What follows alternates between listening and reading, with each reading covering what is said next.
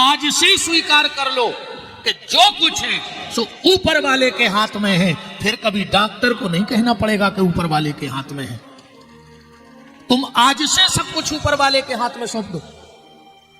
तो आज नहीं सौंपोगे तो ये डॉक्टर भगवान की एजेंट हैं। जब ये कहेंगे तब तो सौंपोगे कि नहीं सौंपोगे। तो इसलिए मत बैठे रहो कि जब डॉक्टर कहेगा कि सब ऊपर वाले के हाथ में है तब हम ऊपर वाले की चरण शरण ग्रहण करेंगे। हम आज से स्वीकार कर लें कि जो कुछ है सो ऊपर वाले के हाथ में। तो भैया खूब भगवान का भजन करो। जितना अधिक से अधिक नाम ले सकते हो उतना नाम ले डालो। जीवन का कोई भरोसा नहीं है। न जाने कौन सी सांस कब आखिरी हो जाए, इसलिए खूब नाम जप डालो जितना ले सकते हो ठाकुर जी का। हम लोग 7 दिन तक श्रीमद् भागवत के माध्यम से भगवान से जुड़ने का प्रयास करेंगे। अब देखो एक बात है, जा तो तुम सभी को पता है, वसुदेव देव की जेल में रहे कौन को पता नहीं है। 6 दिन में पूतना मरी कौन को पता नहीं है। बताओ। हमारी सीधी सीधी एक बात सुन लो। कथा में आप बैठो ये बहुत अच्छी बात है, पर आपके भीतर कथा बैठ जाए जब बहुत अच्छी बात है। तुम तो कथा में बैठते ही रहियो पर तुम्हारे भीतर कथा बैठ जाए। नातर कच्छू मतलब नहीं है। सबसे पहले आए थे कंधा तोलिया डार और सबसे पहले भग गए 2 हाथ फटकार सियावर रामचंद्र की जय। कई बहुत अच्छी कथा करते हैं महाराज।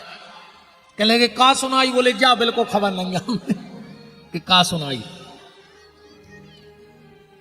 कथा तो बहुत अच्छी भाई। बोला क्या पंडित जी ने, बोले जा बिल्कुल याद नहीं है। अगर कथा का एक शब्द भी तुम्हारे जीवन में आ गया तो बेड़ा पार हो जाएगा। कथा इसलिए मत सुनो कि हमें पुण्य मिले है। आधे से ज्यादा तो पुण्य ही के चक्कर में घूम रहा है कि कुछ नहीं लेने पुण्य मिल जाए। आधे से ज्यादा फिर रहे हैं निपटावे। उन्होंने कथा से कछु नहीं है। बोले काय, बोले कथा हो रही, अब एक दिन निपटाए हमें जो हमें जानत होंगे भी हमें निपटावे। यहाँ आस पास जो कुछ हमारे भगत होंगे, अगर उनको पता लग जाए कि विपिन बिहारी जी आए कि यार एक दिन अब उनको तो निपटाने ही है, उन्होंने कथा से कछु लेने देने नहीं है।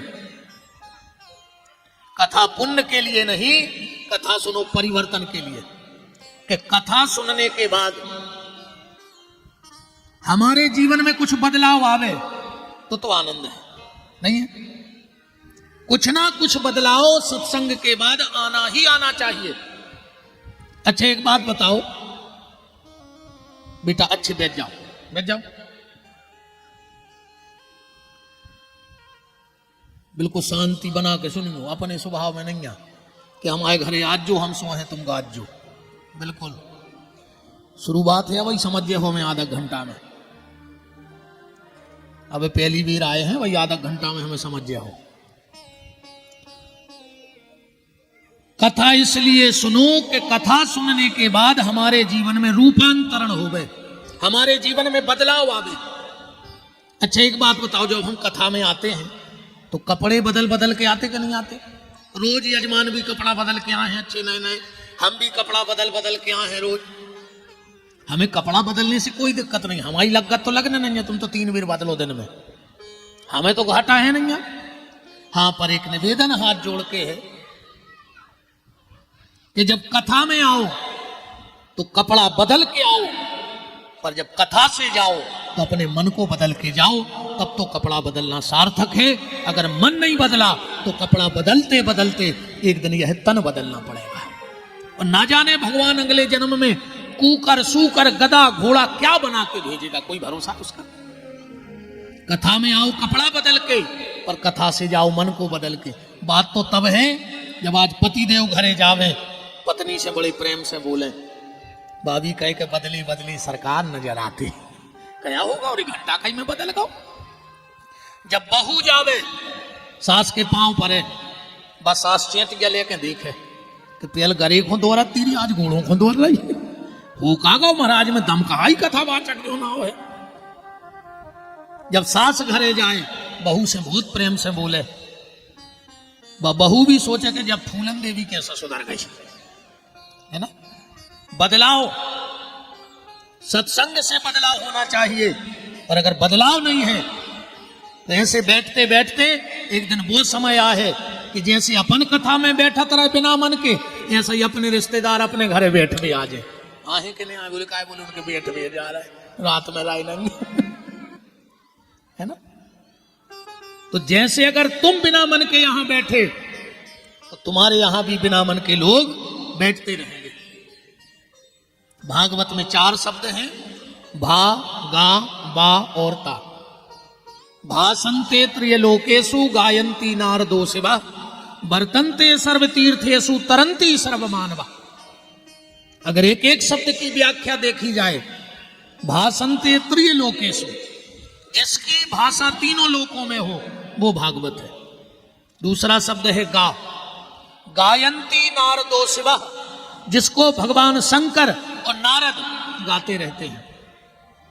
तीसरा शब्द है वा, वर्तन्ते सर्वतीर्थेषु, जिसमें सारे तीर्थ बिना बुलाए आ जाएं वो भागवत है। भागवत जी में किसी भी तीर्थ का आवाहन नहीं करना पड़ता है, सब तीर्थ बिना बुलाए यहां आएंगे। शिव महापुराण में एक कथा है, एक बार भगवान शंकर माता पार्वती के साथ चले जा रहे थे, तो चलते चलते भगवान शंकर एक जगह सीधे लेट गए प्रणाम करने, दंडवती करने। पार्वती जी ने देखा कि ना कोई मठ है, ना मंदिर है, ना चबूतरा है, ना कोई नदी बह रही है, ये प्रणाम किसको करने लगी। पार्वती जी ने सोचा भोलेनाथ है, कहीं और की याद आ गई होगी, पांव यहां पड़ लिया।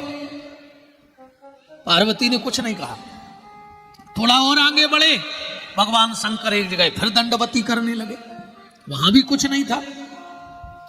पार्वती जी ने अब नहीं रहा गया, कहा भोलेनाथ ये बताओ, जहां आपने पहले प्रणाम किया था वहां भी कुछ नहीं था, और जहां अब प्रणाम कर रहे हो वहां भी कुछ नहीं है, तो प्रणाम किसको कर लिया।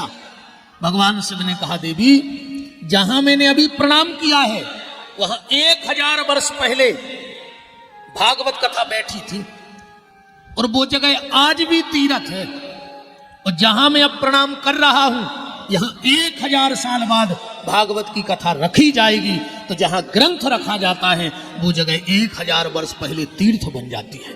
इसलिए भगवान शंकर उस जगह को प्रणाम कर रहे हैं।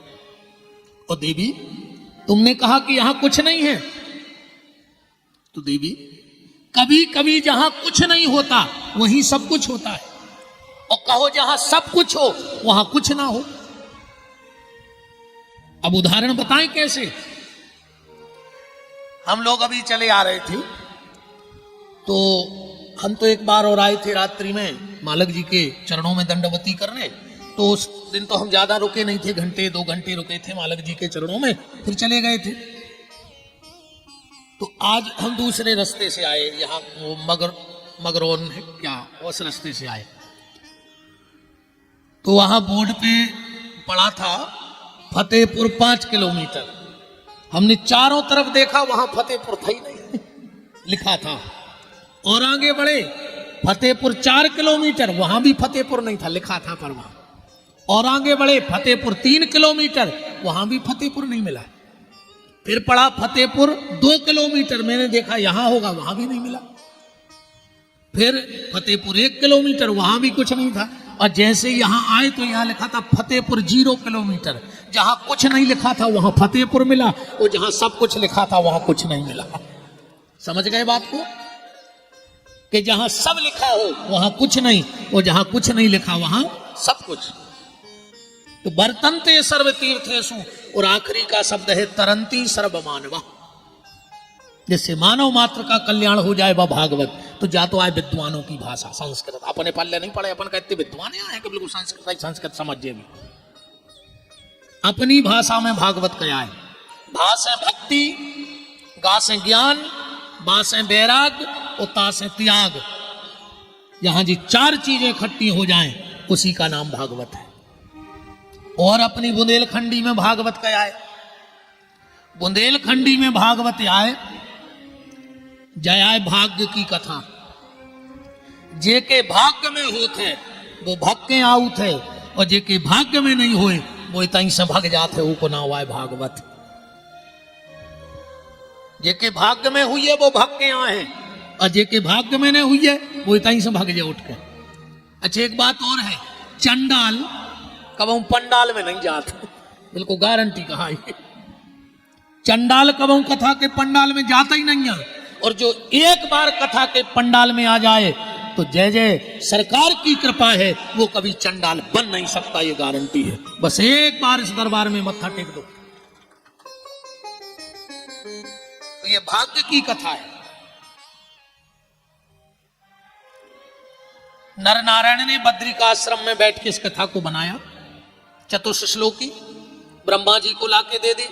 ब्रह्मा जी ने अपने 5 पुत्रों को, सनक, सनंदन, सनातन, सनत कुमार और देवऋषि नारद को वो चतुर्थ श्लोकी भागवत दी। 4 भाई तो बैठ गए समाधि में, नारद जी ने यह चतुर्थ श्लोकी भागवत श्री कृष्ण द्वैपायन श्री वेद व्यास जी को दे दी। और श्री वेद व्यास जी ने उन चतुर्थ श्लोकी भागवत को 18,000 श्लोक, 12 स्कंद, 364 अध्याय में ग्रंथ बना दिया। व्यास जी से यह कथा सुखदेव जी ने सुनी, सुखदेव जी से सूत जी ने सुनी। अब यहां भी एक बात पकड़ना, कथा कोनों की करवाओ, कोनों कथा करवाओ, कितनों बड़े पंडित जी बुलवाओ, जे को भी आहे भी एक ही बात कहते कि सूत जी बोले, सूत जी बोले। सत्यनारायण की कथा कराओ सो पंडित जी कह रहे सूत जी बोले, भागवत कराओ सो सूत जी बोले, से पुराण कराओ सो सूत जी बोले। तो पहले का कोनो कथा करके जानता ही नहीं। तो आज तक कोनो कितने बड़े पंडित जी आपने कही कि फलाने ऋषि बोले, तो सब जाए के सूत जी बोले। तो ये सूत जी कौन है, पहले तो इस बात को समझो। यह एक जाति होती है, ध्यान से सुनना। सूत एक जात होती है। ये जाति कैसे बनती है? ब्राह्मण की हो कन्या और क्षत्रिय हो पुरुष, और उससे जो संतान जन्म लेगी शास्त्र के हिसाब से उसको सूत जाति का कहा जाएगा। बात आ गई समझ में? ब्राह्मण की कन्या और क्षत्रिय पुरुष, और उससे जो संतान होगी वो सूत जाति की कहलाएगी। तो ये तो हो गई जाति। अब कथा सब क्यों सुनते हैं? इसलिए सुनते हैं कि सूत जी की उम्र है रे भैया मात्र 5 साल की। कितने उम्र के हैं? 5 साल के। अच्छा 5 साल में, अब तुम्हारों की भाषा में कहूँ के घर में बच्चा होगा, तुम्हारे तो बच्चा ही के तो आजकल जे के घरे गए बोले गुरु जी जो हम बच्चा, अरे बच्चा तो 94 बेलंजों के हो थे, जे को देखो बोलता है फिर हमाओ बच्चा, हमाओ बच्चा। आदमों के बच्चा भाई कब हूं, जे को देखो भाई हमारे 2 बच्चा है, हमारे 4 बच्चा है। अच्छे बेलवा भाई तुम बोलो।